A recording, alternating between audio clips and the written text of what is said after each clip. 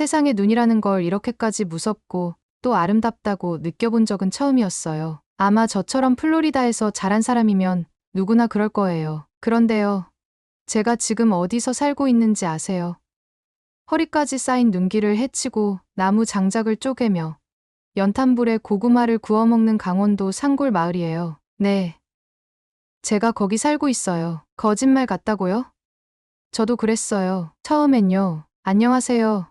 제 이름은 엘리사 조던이라고 합니다. 미국 플로리다에서 태어나고 자란 35살 여성이고 직업은 광고 디자이너예요. 뉴욕의 디자인 회사에서 팀장으로 일하며 바쁘게 살았어요. 저희 가족은 전형적인 미국 남부의 평화로운 가정이에요. 아빠는 퇴직한 해군 출신이고 엄마는 지역 병원에서 간호사로 일했죠. 우리는 늘 햇살 가득한 집에서 바비큐 파티를 즐기고 12월에도 반팔 티셔츠를 입고 크리스마스를 보냈어요. 그러니 제가 한국, 그것도 눈이 허리까지 쌓이는 강원도 산골로 시집 간다고 했을 때 부모님이 얼마나 경악했을지는 상상이 가시겠죠?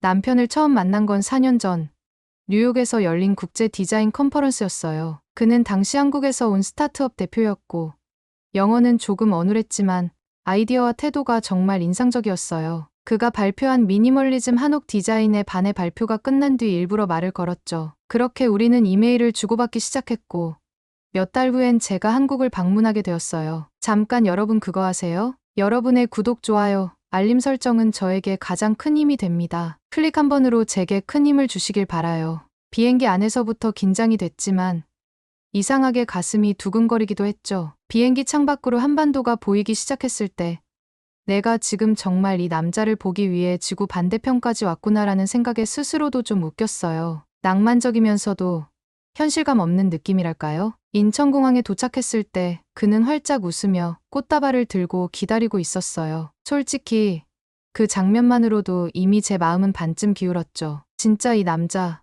나 좋아하는 거구나 싶었어요. 그날부터 2주 동안 그는 저를 정말 정성스럽게 안내해줬어요. 서울의 북촌 한옥마을, 한강공원에서의 자전거 데이트, 부산 해운대의 밤바다, 그리고 제 인생에서 가장 황홀했던 경험 중 하나였던 제주도 우도 트레킹까지 모든 순간이 감동이었고 전혀 예상 못했던 한국의 모습들이 계속해서 펼쳐졌어요. 하지만 가장 인상 깊었던 장소는 서울 인사동이었어요. 그날은 눈이 살짝 흩날리던 겨울 초입이었고 우리는 한옥 카페에서 따뜻한 유자차를 마신 후 좁은 골목길을 따라 걸었죠. 전통한지 공예 가게, 고서점, 그리고 은은한 향이 나던 향초 가게까지 이국적이면서도 포근했어요. 그 골목 끝에 작고 오래된 도자기 공방 하나가 있었어요. 푸른색 타일 간판에 백토향이라고 쓰여 있었고 유리창 너머로 도예가 한 분이 손으로 도자기를 빚고 있는 모습이 보였죠. 저희는 자연스럽게 그 가게 안으로 들어갔어요. 남편은 도자기 하나하나를 조심스레 들여다보며 설명해주기 시작했어요. 이건 조선 백자예요. 이 단순한 곡선이 아름답다고 생각하지 않아요? 도자기 하나에 몇 주가 걸릴 수도 있어요. 불에 들어갔다 나오는 동안엔 이게 어떻게 나올지 아무도 몰라요. 그의 눈이 정말 반짝였어요. 마치 어린아이가 좋아하는 장난감을 설명하듯이요. 저는 그 순간 한 사람의 진심을 봤어요. 단순히 미적인 것을 넘어서 무언가를 소중하게 여기는 사람의 진심이요. 그리고 바로 그때 저는 속으로 이렇게 생각했어요. 아, 이 사람과라면 평생을 함께해도 재미있겠구나. 이 사람은 내가 모르는 세계를 많이 알고 있고 그걸 나에게 보여주고 싶어해.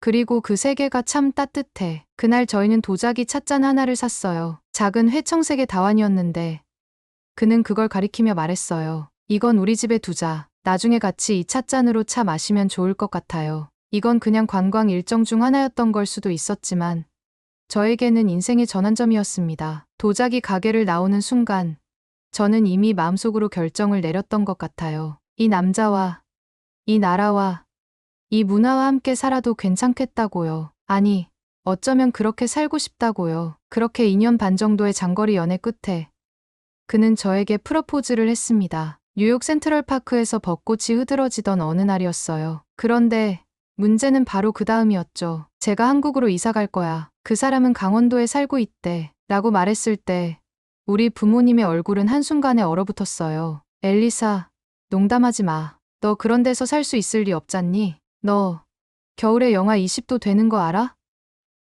눈 쌓이는 거 한 번도 못 봤잖아. 거기 병원은 있어? 영어는? 미국으로 데려와. 왜 내가 거기로 가야 해?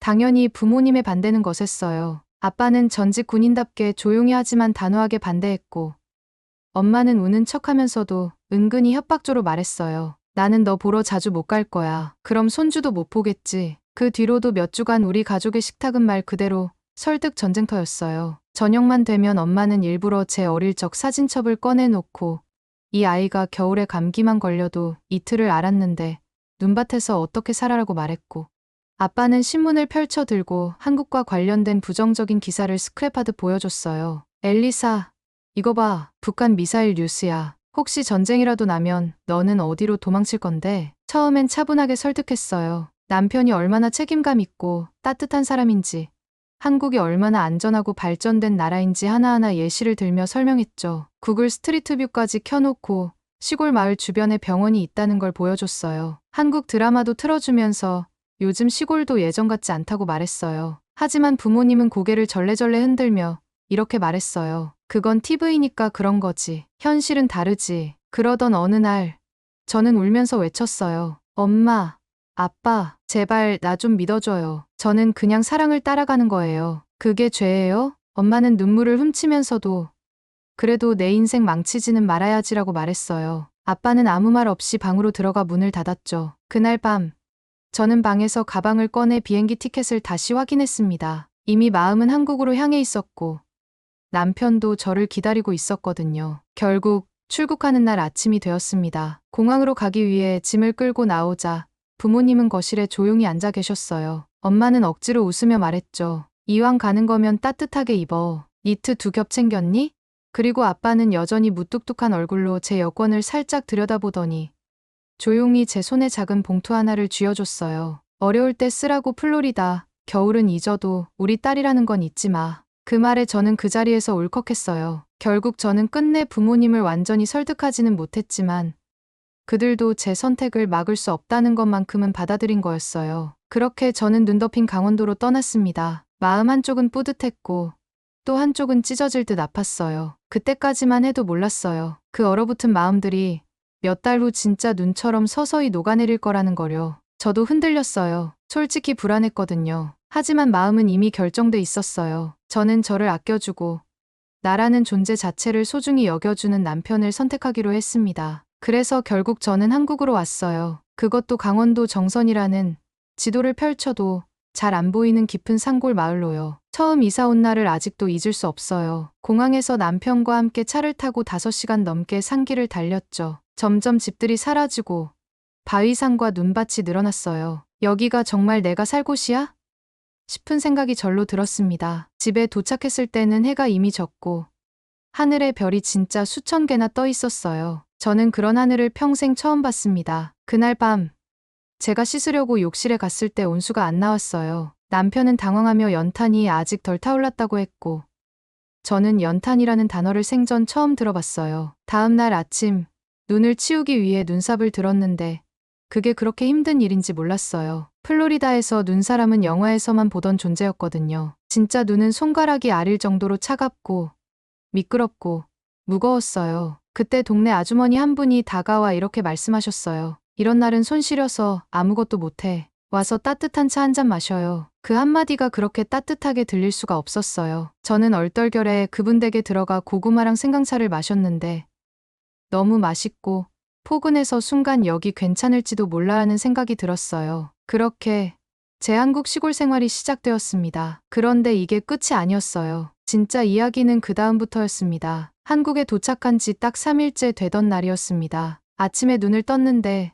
세상이 완전히 바뀌어 있었어요. 밤새 눈이 쌓였는지 창밖엔 끝없이 펼쳐진 흰색 풍경이 저를 맞이하고 있었거든요. 말 그대로 겨울왕국이 따로 없었습니다. 눈이라는 걸 영화에서만 보던 제가 하루아침에 그 눈 한가운데서 살아가고 있다는 게 믿기지 않았어요. 남편은 그런 저를 데리고 마을 산책을 나가자며 장화를 건넸습니다. 눈길은 미끄러우니까 꼭 조심해라고 말하면서요. 장화를 신는 것도 어색하고 눈길을 걷는 것도 익숙하지 않았지만 이상하게 웃음이 나왔어요. 발이 빠질 때마다 푹푹 소리가 나고 흩날리는 눈송이가 볼에 닿을 때마다 차가운 동시에 몽글몽글한 기분이 들었습니다. 눈을 만지고 웃는 제 모습에 남편은 이렇게 좋아할 줄은 몰랐네라며 흐뭇해했어요. 이곳 정선의 마을은 정말 작고 조용한 동네였습니다. 주변에 편의점은커녕 카페 하나 없고 이웃들은 대부분 서로를 이름 대신 영희 엄마, 철수 아버지처럼 부르고 있었어요. 그 속에서 저는 단번에 외국 며느리가 되었고요. 다행히도 사람들은 생각보다 훨씬 따뜻하고 친절했습니다. 말은 잘 안 통해도 눈빛과 제스처만으로도 마음이 전해졌어요. 특히 옆집 할머니는 매일 아침 김치찌개를 가져다 주셨는데 입에 맞을지 몰라 하시며 주는 그 음식이 그렇게 따뜻할 수가 없었습니다. 하지만 낭만만 있었던 건 아니었습니다. 날씨는 정말 혹독했고 생활 환경도 플로리다와는 너무 달랐어요. 플로리다에서는 수도꼭지를 틀면 따뜻한 물이 금방 나왔고 전기 히터만으로도 겨울이 충분히 났거든요. 그런데 이곳에선 아침마다 남편이 연탄을 갈아야 했고 그 연탄이 제대로 타야만 방바닥이 따뜻해졌어요. 그 과정이 참 낯설고 가끔은 조금 무서웠습니다. 한 번은 남편이 외출 중일 때 연탄불이 꺼졌고 방이 순식간에 얼음장처럼 차가워졌어요. 당황한 저는 남편에게 전화했지만 신호만 가고 받질 않더라고요. 혼자서 연탄을 어떻게 다시 피워야 할지 몰라 우왕좌왕하다가 옆집 아주머니께 도움을 청했어요. 아주머니는 아무 말 없이 외투를 걸치고 달려와 연탄을 갈아주셨습니다. 그 손놀림은 무척 능숙했고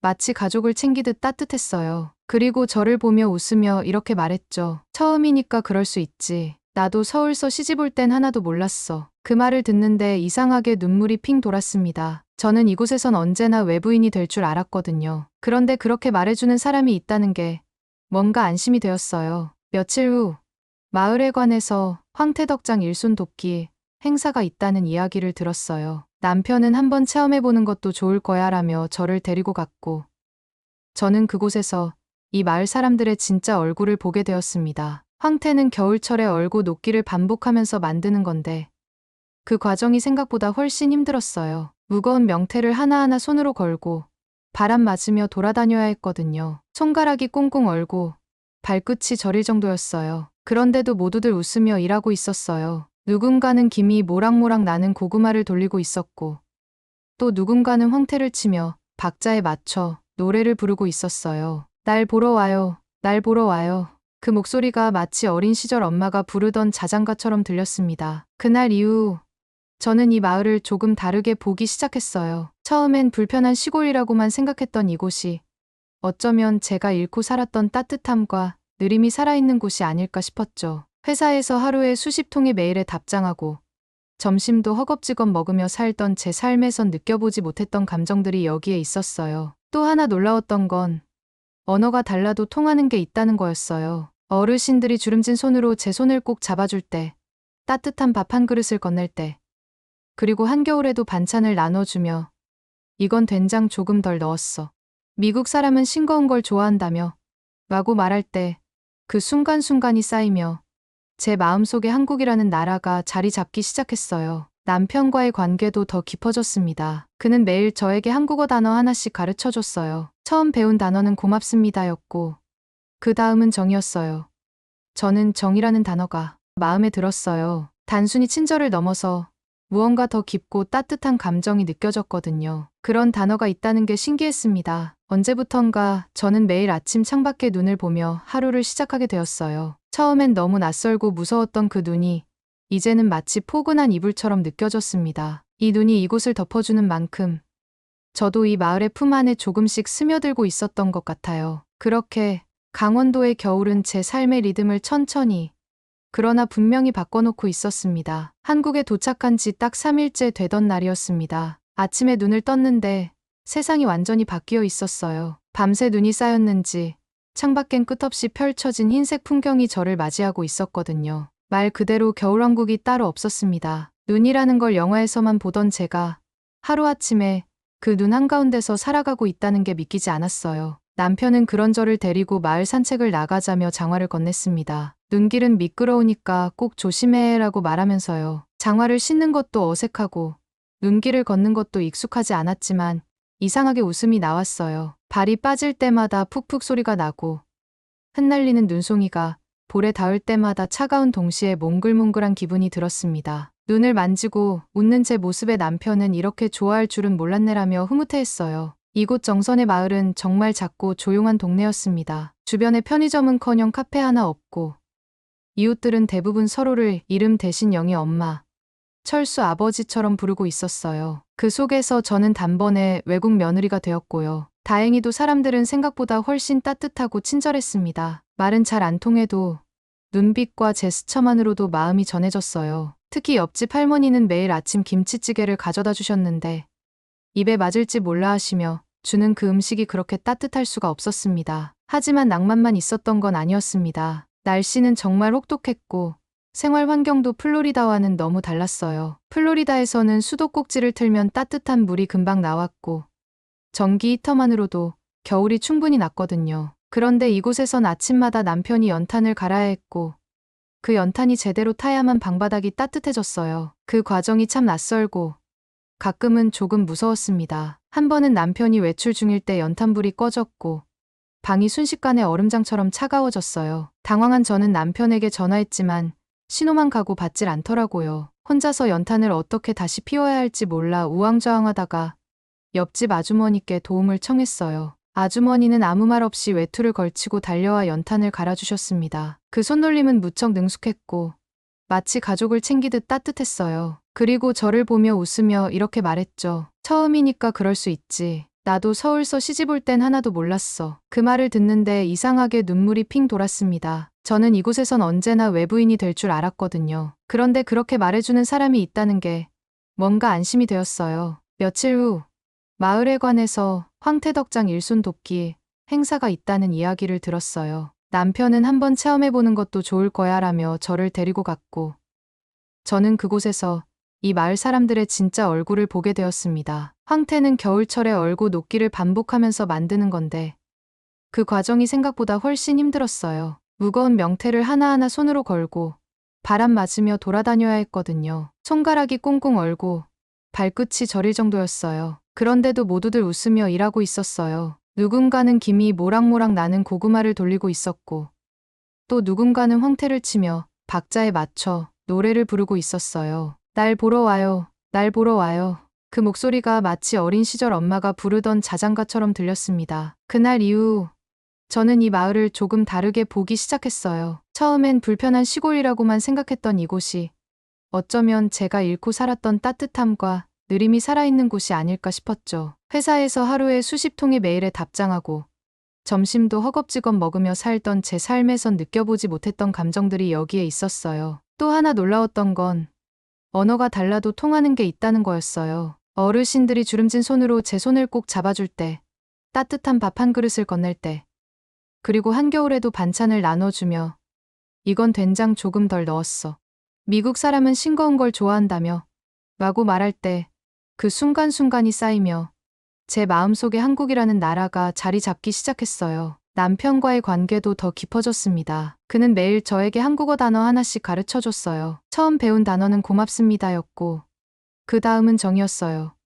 저는 정이라는 단어가 마음에 들었어요. 단순히 친절을 넘어서 무언가 더 깊고 따뜻한 감정이 느껴졌거든요. 그런 단어가 있다는 게 신기했습니다. 언제부턴가 저는 매일 아침 창밖에 눈을 보며 하루를 시작하게 되었어요. 처음엔 너무 낯설고 무서웠던 그 눈이 이제는 마치 포근한 이불처럼 느껴졌습니다. 이 눈이 이곳을 덮어주는 만큼 저도 이 마을의 품 안에 조금씩 스며들고 있었던 것 같아요. 어느덧 시간이 흘러 결혼식을 준비하게 되었습니다. 눈이 펑펑 내리던 이른 아침, 남편과 함께 작은 동네 예식장을 보러 다녀오는 길이었어요. 길가에는 노랗고 통통하게 잘 마른 황태가 바람에 흔들리고 있었고 발밑에 쌓인 눈은 사각사각 소리를 내며 말없이 저희의 발걸음을 따라왔습니다. 그날 저녁 시어머님께서 끓여주신 황태국을 먹으며 저는 문득 한 가지 생각이 들었어요. 이 국을 우리 엄마 아빠도 드셔보면 좋겠다.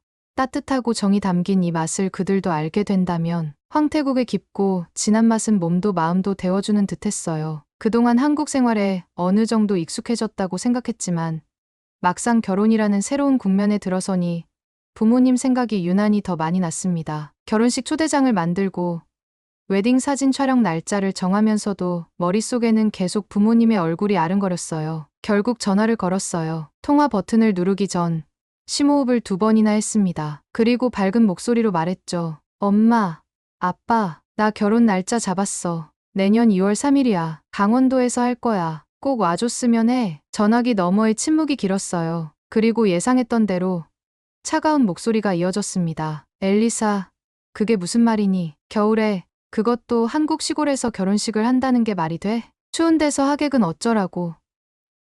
너 정말 우리가 가서 뭘 어쩌라는 거니? 저는 차분하게 설명했어요. 전통 혼례는 아니고 작고 따뜻한 실내 예식장이고 숙소도 마련해 놓겠다고요. 음식도 미리 주문해 두고 결혼식 다음 날엔 조용한 온천 마을에서 휴식도 할 수 있다고요. 그래도 부모님의 반응은 변하지 않았습니다. 그게 문제가 아니야. 우리가 한국을 왜 가야 하냐고. 너 진짜 아직도 우리가 이 결혼을 찬성한다고 생각하는 거야? 그 말을 듣는 순간 가슴이 철렁 내려앉았어요. 전보다 나아졌다고 믿고 있었는데 아직도 부모님의 마음은 거기 머물러 있었던 거예요. 저희 선택을 충동이라고 여기고 한국이라는 나라를 위험한 외국이라고 여기는 그 생각은 여전히 견고하게 자리 잡고 있었어요. 그날 밤 저는 많이 울었습니다. 결혼이라는 행복한 사건 앞에서 축복 대신 외면을 받아야 한다는 현실이 너무 아프게 다가왔어요. 남편은 조용히 제 곁에 앉아 제 등을 토닥이며 말했습니다. 그럼 초대하자. 그냥 초대장만 보내는 게 아니라 직접 경험할 수 있게. 부모님이 여기 와서 너랑 나랑 이 마을에서 어떻게 살아가는지, 어떤 사람들과 어울리는지 보면 마음이 바뀔 수도 있잖아. 그 말이 가슴 깊이 파고들었어요. 진정한 허락이라는 건 말로 받는 게 아니라 마음으로 받아야 하는 거라는 걸 저도 알고 있었거든요. 그들을 이곳으로 초대해서 이 땅의 공기와 사람과 음식을 직접 보여주기로 결심했어요. 며칠 뒤 다시 전화를 걸었습니다. 그리고 조심스럽게 말했어요. 엄마, 아빠, 제가 결혼하는 걸 허락해달라고 강요하지 않을게요. 대신 한번 와보셨으면 해요. 제가 사는 곳을 직접 보고 제가 얼마나 행복한지 직접 느껴보셨으면 해요. 처음엔 말도 안 된다며 펄쩍 뛰던 엄마가 며칠 뒤엔 조용히 물어보셨어요. 거기 병원은 있니? 그리고 아빠는 큰 소리는 안 냈지만 여권을 새로 갱신하러 갔다는 얘기를 엄마를 통해 전해 들었습니다. 그렇게 부모님을 위한 여행이 준비되기 시작했어요. 결혼식을 위한 초대가 아니라 제 인생을 보여드리기 위한 초대였습니다. 저는 황태국을 조금 더 연습해서 꼭 그들에게 그 맛을 제대로 전하고 싶었고 동네에서 가장 따뜻한 방이 있는 숙소를 예약했어요. 그리고 어르신들께는 정중하게 부탁드렸어요. 제 부모님이 미국에서 오시거든요. 혹시 괜찮으시다면 따뜻하게 인사 한 번만 해주세요. 한국이 얼마나 좋은지 직접 느끼게 해드리고 싶어요. 그들은 기꺼이 웃으며 고개를 끄덕였어요. 그럼 우리가 멀리서 온 손님인데 인사를 안 해줄 수 있나? 그때 느꼈어요. 이 마을의 사람들이 저를 얼마나 따뜻하게 품어줬는지를. 그리고 그 따뜻함을 이제는 제 가족에게도 전하고 싶었습니다. 이제 곧 부모님이 한국으로 옵니다. 추운 겨울이지만 저는 확신하고 있어요. 이곳에서 만나는 눈, 바람, 음식, 사람들, 그 모든 것이 결국 우리 가족 사이에 얼어붙은 마음을 천천히 녹여줄 거라는 거려. 부모님이 인천공항에 도착하던 날, 하늘은 유난히 맑고 푸르렀어요. 마음 한구석이 계속 조마조마했지만 오랜만에 뵙는 부모님의 얼굴을 본 순간 복잡했던 감정들이 일순간에 사라졌습니다. 엄마는 마스크 사이로도 눈물이 글썽이는 게 보였고 아빠는 말없이 제 가방을 들어주셨습니다. 따로 많은 대화는 없었지만 그 침묵 속에서도 저는 그들의 마음이 아주 조금은 열리고 있다는 걸 느낄 수 있었어요. 정선까지 오는 길은 길고 구불구불했지만 저는 일부러 창밖의 풍경들을 하나하나 설명하며 분위기를 풀려 애썼어요. 강원도의 설산, 굽이진 계곡, 전통적인 한옥 지붕들이 보일 때마다 부모님의 표정이 조금씩 변했습니다. 특히 아빠는 눈이 이렇게 많이 쌓이는 곳은 처음 본다며 차창에 이마를 기대고 바깥을 한참 바라보셨어요. 집에 도착한 첫날 밤, 저는 황태국과 곤드레밥, 도토리 묵무침까지 정성껏 준비했어요. 동네 아주머니가 특별히 가져다 주신 직접 담근 김장김치도 함께였죠. 엄마는 조심스레 황태국을 한 숟갈 떠먹더니 고개를 끄덕이며 말했어요. 이 국 생각보다 부드럽고 깊은 맛이 나네. 따뜻하고 좋아. 아빠도 천천히 수저를 들더니 말없이 국물을 여러 번 떠드셨습니다. 그 모습에 저는 왠지 모를 뭉클함이 올라와서 부엌에 가 있는 척하며 눈시울을 닦았어요. 다음 날부터 본격적으로 강원도 체험을 시작했어요. 첫 일정은 황태덕장이었죠. 부모님은 처음 보는 황태 말리는 과정을 신기하게 바라보셨어요. 저는 일부러 어르신들께 미리 말씀드려놨고 동네 분들은 부모님께 따뜻하게 인사를 건네주셨어요. 아이고, 미국에서 오셨어요? 우리 엘리사 진짜 열심히 살아요. 착하고 성실하고 그 말에 엄마는 멋쩍게 웃으시며 고개를 끄덕였고 아빠는 저희 딸이 괜찮은 사람들과 산다니 안심이 되네요라고 조용히 말씀하셨어요. 그 말 한마디에 제 가슴이 뭉클하게 저려왔습니다. 그 다음은 연탄가리 체험이었어요. 아빠는 생전 처음 만져보는 연탄을 조심스럽게 들었다 놨다 하며 이거 참 정감 있네라고 했고 엄마는 시어머님과 함께 된장찌개를 끓이면서 연신 이런저런 질문을 쏟아내셨어요. 이건 된장은 언제 담그는 거예요? 곤드레는 데치기만 하면 되는 건가요? 엄마는 요리법을 적어가며 제게 나중에 집에서도 해줘야겠다며 웃었어요. 그런 모습이 참 따뜻하고 편안해 보여서 저는 더 이상 눈치 보지 않고 그저 함께 있는 이 시간을 즐기기로 했습니다. 하이라이트는 장날이었어요. 시골 오일장에는 온갖 생선, 나물, 수공예품들이 가득했고 엄마는 수세미와 손뜨개 목도리를 고르며 신기해하셨어요. 아빠는 막걸리 시음 코너에서 어르신들과 막걸리 한 잔 나누며 한국 사람들 정이 많네요라고 웃으셨어요. 그 장면을 보고 있자니 어쩐지 눈물이 날 것 같았습니다. 그날 밤 장작불 앞에 앉아 도란도란 이야기를 나누던 중 아빠가 갑자기 조용히 입을 열었어요. 엘리사, 내가 처음 한국 간다고 했을 때 솔직히 난 이해가 안 됐다. 왜 굳이 낯선 땅, 낯선 문화, 힘든 시골 생활을 선택하냐고 생각했지. 근데 지금 보니까 너는 여기서 정말 잘 살고 있구나. 엄마도 말없이 제 손을 잡아주셨어요. 따뜻하고 부드러운 손길이었어요. 그리고 한참 후 아빠는 말했습니다. 결혼 허락할게. 미안하다. 딸, 우리가 좀 늦었지. 그 순간 저는 더 이상 말을 할 수가 없었어요. 가슴이 꽉 막힌 것 같았고 뜨거운 눈물이 볼을 타고 흘렀습니다. 옆에서 남편도 조용히 눈시울을 붉히고 있었고 시어머님은 저를 꼭 안아주셨어요. 며칠 후 부모님은 한국에서의 일정을 마치고 돌아가셨습니다. 돌아가는 공항까지 가는 길에 아빠는 우리도 다음엔 친구들이랑 올게. 이곳 참 좋은 데더라며 웃으셨어요. 엄마는 황태국 레시피 꼭 이메일로 보내줘야 해라고 말하며 마지막까지 따뜻한 인사를 남기셨습니다. 이제 저는 강원도의 겨울이 두렵지 않아요. 이 눈밭이 더 이상 외롭지 않고 이곳이 제 삶의 중심이 되었음을 확신하고 있습니다. 그리고 그 중심에 사랑하는 가족 모두가 함께 있다는 것이 얼마나 큰 선물인지 그걸 깊이 느끼게 되었습니다. 오늘의 이야기는 여기까지입니다. 오늘의 사연이 마음에 드셨다면 구독, 좋아요 부탁드리겠습니다. 소중한 시간 긴 이야기 끝까지 들어주셔서 진심으로 감사합니다. 앞으로도 더 좋은 사연으로 여러분을 찾아오겠습니다. 시청해 주셔서 감사합니다.